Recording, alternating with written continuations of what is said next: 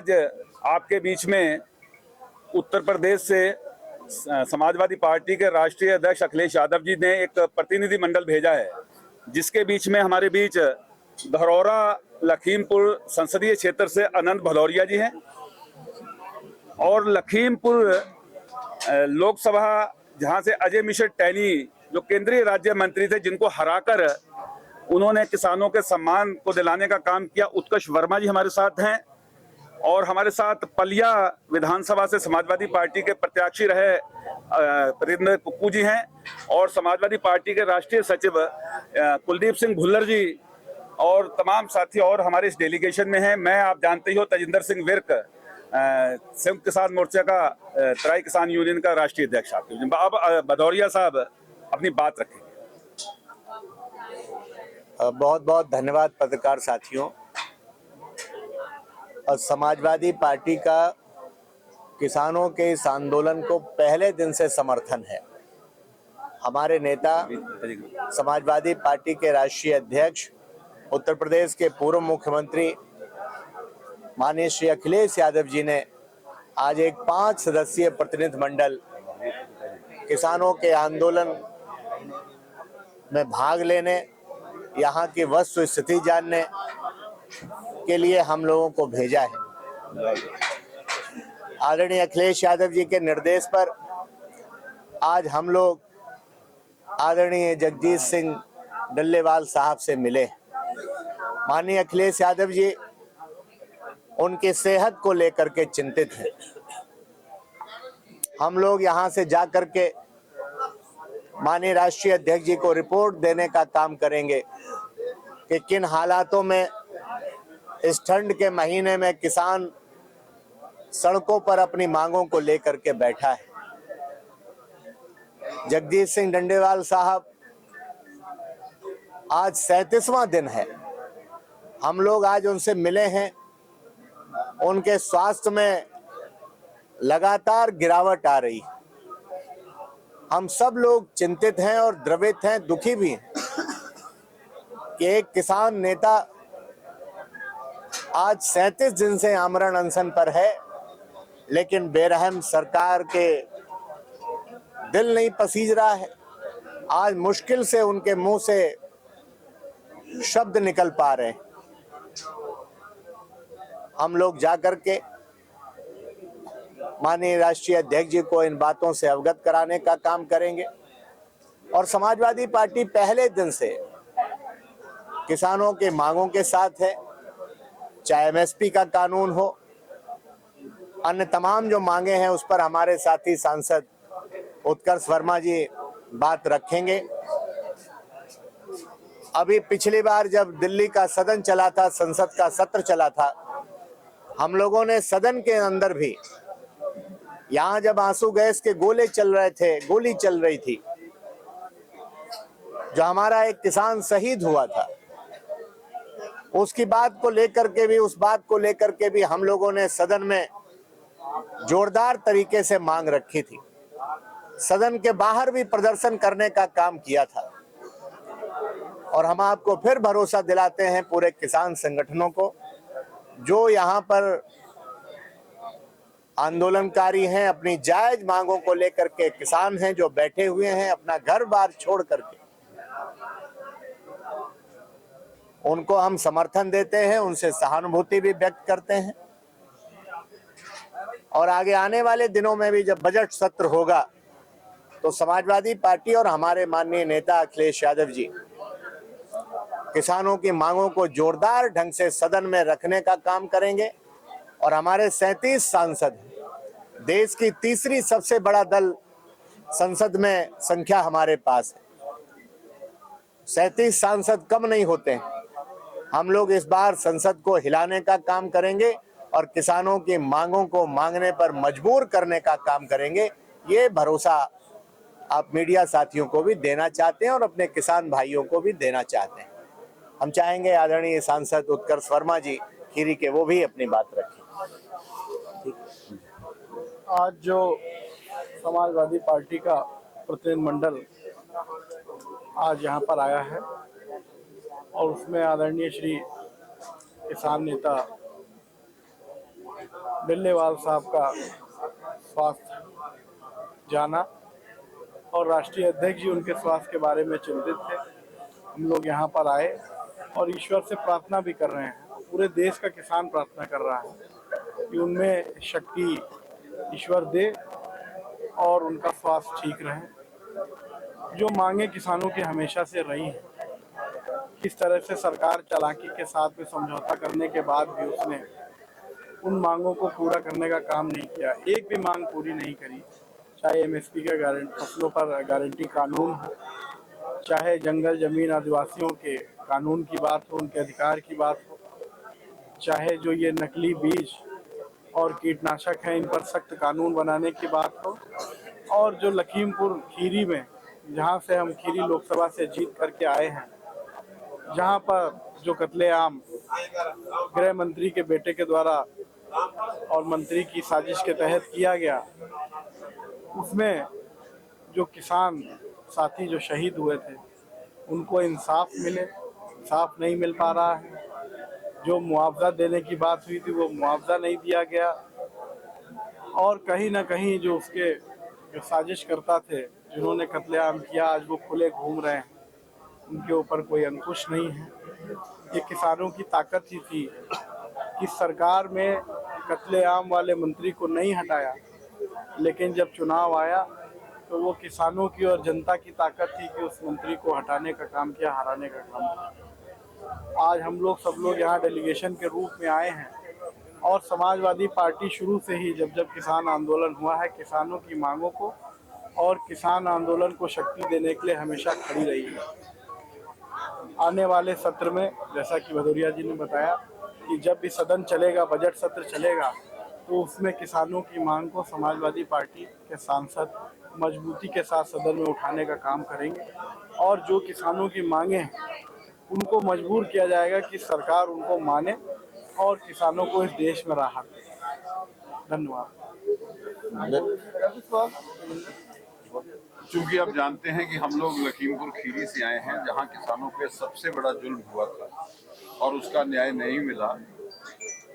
5 किसान कुचल दिए गए थे, मगर एक छोटी सी लड़ाई वहां से हमने जीती है उत्कर्ष वर्मा जी के रूप में, कि अजय मिश्रा टेनी, जिनके द्वारा ये कृत किया गया था, लखीमपुर की जनता और हम लोगों ने सबने मिलके आप लोगों की ताकत दी, तो अजय मिश्रा टेनी को हराने का काम श्री उत्कर्ष वर्मा जी ने किया। एक छोटी सी लड़ाई हम लोगों ने जीती है, और हम अपनी पार्टी की तरफ से आपको भरोसा दिलाते हैं कि किसानों को, मीडिया कर्मियों को, कि आगे की जो लड़ाई है समाजवादी पार्टी उनके साथ हमेशा बनी रहेगी, और ये बातें हम सारी की सारी अपने राष्ट्रीय अध्यक्ष जी को बताएंगे, और वो आगे से रणनीति सड़क पे और संसद में लड़ने की बनाएंगे। उस हिसाब से हम लोग आपका समर्थन। जगजीत सिंह डल्लेवाल जिंदाबाद, जगजीत सिंह डल्लेवाल जिंदाबाद, किसान एकता जिंदाबाद। आज समाजवादी पार्टी का 5 सदस्यीय डेलीगेशन जगजीत सिंह डल्लेवाल जी का हाल जानने के लिए माननीय राष्ट्रीय अध्यक्ष श्री अखिलेश यादव जी ने भेजा है, और उन्होंने बहुत चिंता जाहिर की है कि इनकी सेहत को लेकर के, कि उन्होंने निवेदन भी किया है कि आप हमारी तरफ से उन्हें निवेदन करना, विनती करना कि इस गूंगी बहरी सरकार जो है से इस तरीके से लड़ना संभव नहीं है। हम लोग खा पी करके अगर इनसे लड़ेंगे तो शायद ज़्यादा अच्छा होगा, और उन्होंने इनसे आमरण खत्म करने के लिए भी निवेदन किया था, जो हमने डल्लेवाल जी से भी निवेदन किया, उनकी बात को उनके सामने रखा था। लेकिन उनकी तेजी से जिस तरीके से उनकी सेहत डाउन हो रही है, गिरावट आ रही है, वो बहुत ही एक चिंता का विषय है, और समाजवादी पार्टी इसके लिए बहुत चिंता जाहिर करती है। और आज जिस तरीके से जो लड़ाई पंजाब का किसान बॉर्डर पर बैठ करके इस ठंड में लड़ रहा है, उसी तरीके से समाजवादी पार्टी आने वाले समय में, पहले भी सबसे ज़्यादा संघर्ष और समर्थन समाजवादी पार्टी के नेता माननीय राष्ट्रीय अध्यक्ष श्री अखिलेश यादव जी ने किसानों की बात उठाने का काम किया था। समय समय पर किसानों की बात को राष्ट्रीय अध्यक्ष जी उठाते रहे हमारे अखिलेश यादव जी, और आज भी उन्होंने कहा है कि अब जो है सड़क से लेकर के संसद तक इस सरकार को जगाने का काम करेंगे, क्योंकि ये सरकार गूंगी भी है और बहरी भी है। इस गूंगी बहरी सरकार को जगाने के लिए संसद से लेकर के सड़क तक आंदोलन करना पड़ेगा, कुछ भी करना पड़ेगा, समाजवादी पार्टी करेगी।